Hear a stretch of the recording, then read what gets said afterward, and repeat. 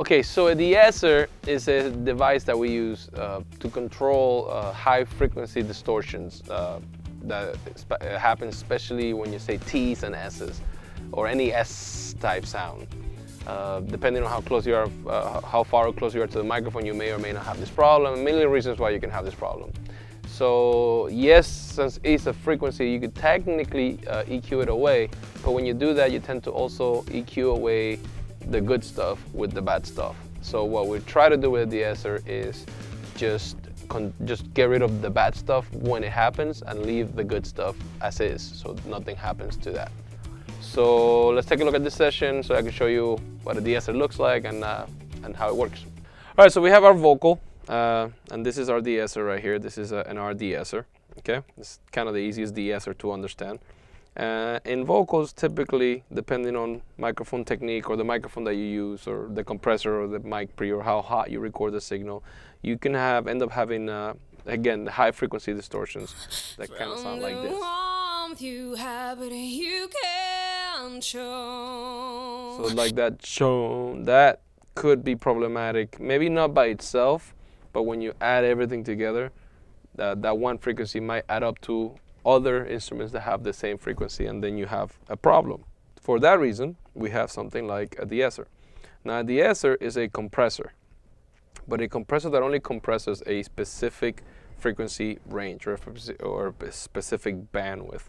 So for something like that, and I'll just close out the range so that it doesn't quite move. The first thing would be to listen and find a spot. For me, at least, that's problematic, and this would be one of those spots right there. And you can even make a little loop, make a selection. So that you can concentrate on working on that. And then most De-Essers essentially have the same types of control. You have a range, which is you allowing the compressor to travel a certain range. So as is controlling the frequency, because remember, it's about control, it's not about destroying it or killing it. You can tell it how much to control it, how much to pat it down. So if you do something like that, it basically it'll hit it really hard and essentially make it sound really muddy. If you essentially just find the right spot with the range, once it kicks in, it'll only push it down enough so that that frequency is not a problem, and it lets the rest of the high end live in peace. The other control that you usually find is the threshold, which essentially allows you to choose when this device is going to start working. Right now it's set to 0, so that means that it's not going to do anything. So if I play it, it doesn't do anything. So if I start moving this down, this threshold down, see, there's still no movement.